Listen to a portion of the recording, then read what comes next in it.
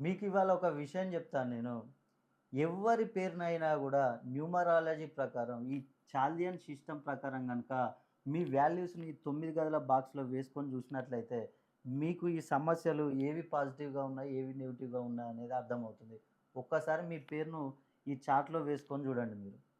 అదేవిధంగా ఇప్పుడు మనం గనక తరుణ్ అనే పేరును గనక తీసుకొని చూసినట్లయితే దీని వాల్యూస్ 4, 5, 1, 2, 6, 5 ఈ పేరును బట్టి ఈ వాల్యూస్ వేసుకొని మనం ఒక్కసారి 9 గదుల బాక్స్‌లో గనక ఫిల్ చేసినట్లయితే ఏ విధంగా ఉంటుందో చూద్దాం. ఇక్కడ టీ అంటే 4, 4 అంటే రుణ బాధలు. తరుణ్‌కు రుణ బాధలు ఉంటాయి. కానీ అవి 50, 50% ఉంటాయి.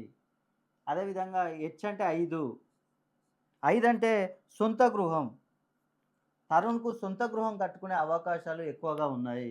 అదేవిధంగా ఏ అంటే 1, 1 అంటే వివాహం. తరుణ్‌కు వివాహం జరుగుతుంది. అదేవిధంగా 6 అంటే 2, 2 అంటే ఇక్కడ సంతానం. తరుణ్‌కి సంతానం కలుగుతుంది. యు అంటే 6, 6 అంటే ఇక్కడ చదువు. చదువు విషయంలో ఉన్నత చదువులు చదివే అవకాశం చాలా ఎక్కువగా ఉంది తరుణ్‌కి. ఆల్రెడీ ఇక్కడ ఎన్ అంటే 5 వాల్యూ వచ్చేసింది.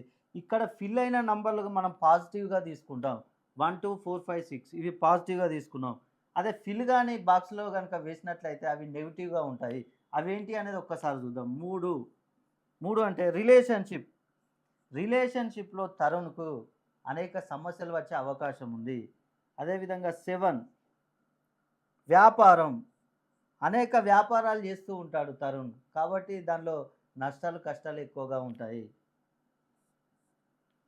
8 అనారోగ్యం. ఆరోగ్య విషయంలో ఎక్కువగా సమస్యలు తలెత్తే అవకాశం ఉంది.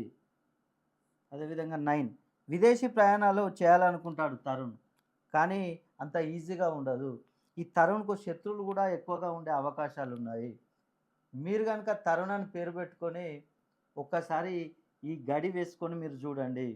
ఇవి ఫిల్ చేసి చూసుకోండి. మీకు ఏవి పాజిటివ్‌గా ఉన్నాయి, ఏవి నెగెటివ్‌గా ఉన్నాయో ఒక్కసారి అర్థమవుతుంది. మీరు గనక తరుణ్ అని పేరు పెట్టుకొని మీకు గనక సమస్యలున్నట్లయితే ఎక్కడున్న